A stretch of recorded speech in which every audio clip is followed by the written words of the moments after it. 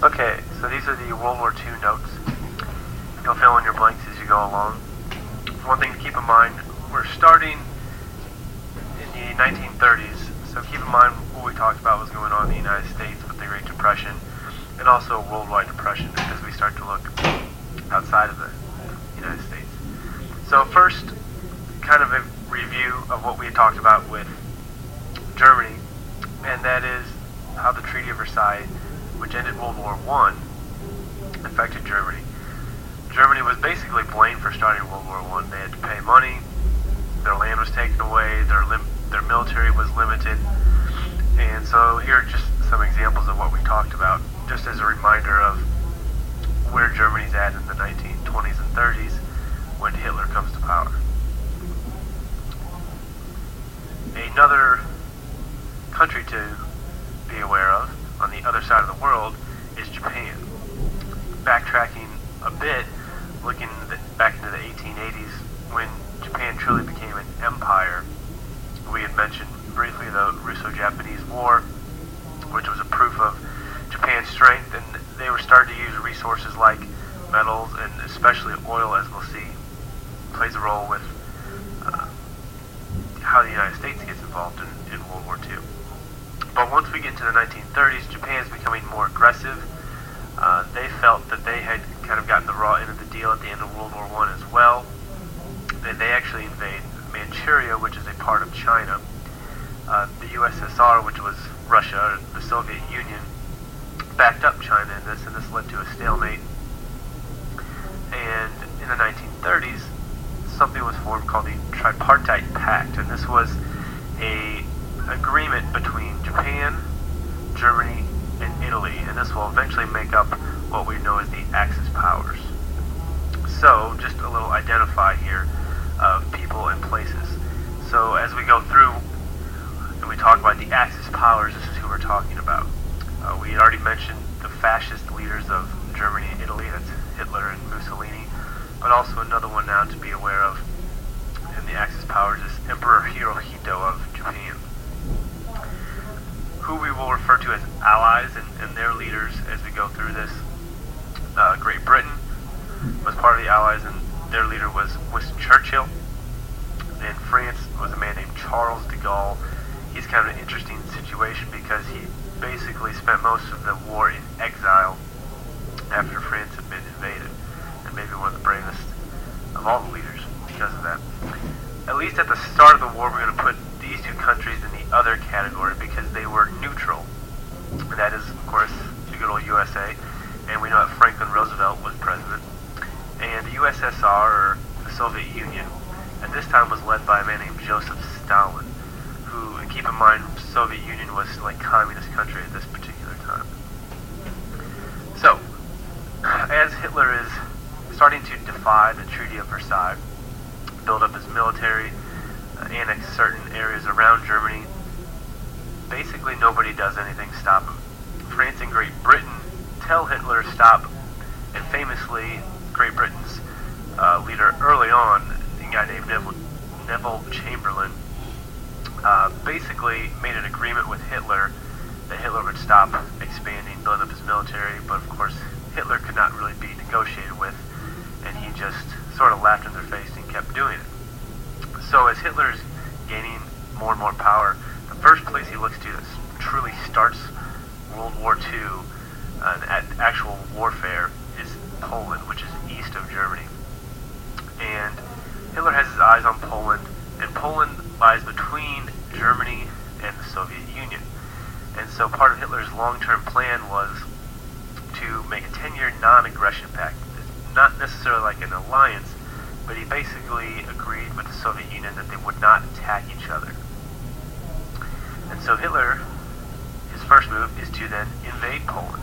And he invades Poland in September 1st, 1939, and a key term here to know is Blitzkrieg, or German for lightning war. And this was a complete air and land attack.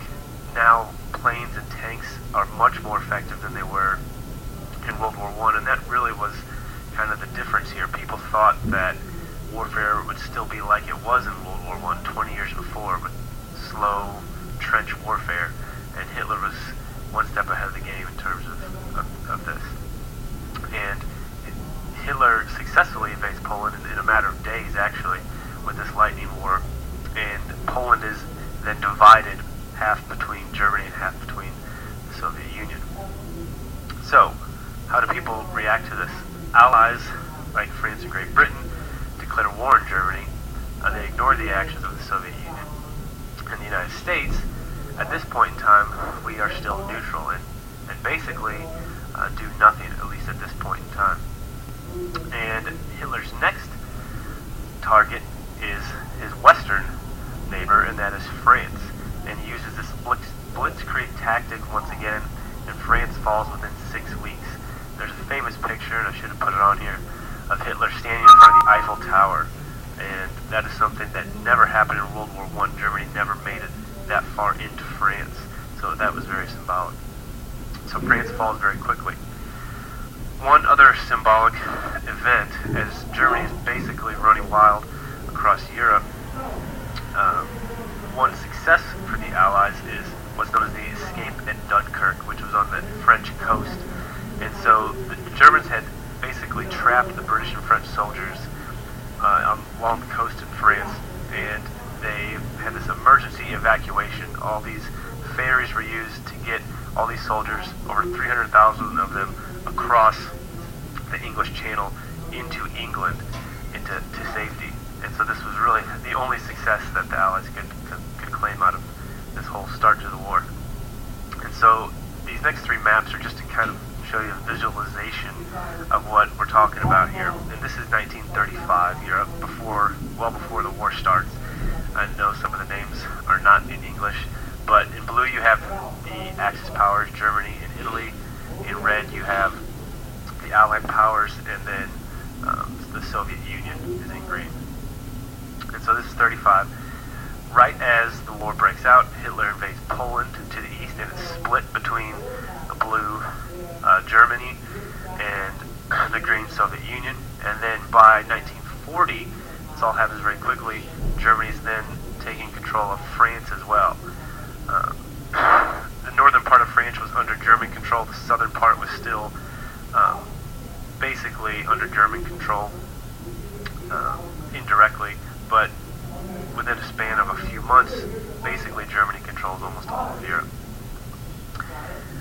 And so one thing to consider, you can flip back to these, is what differences do you see in the three maps in terms of what's being taken over by who and when. So I would make note of that. You can take a second to do that if you need to.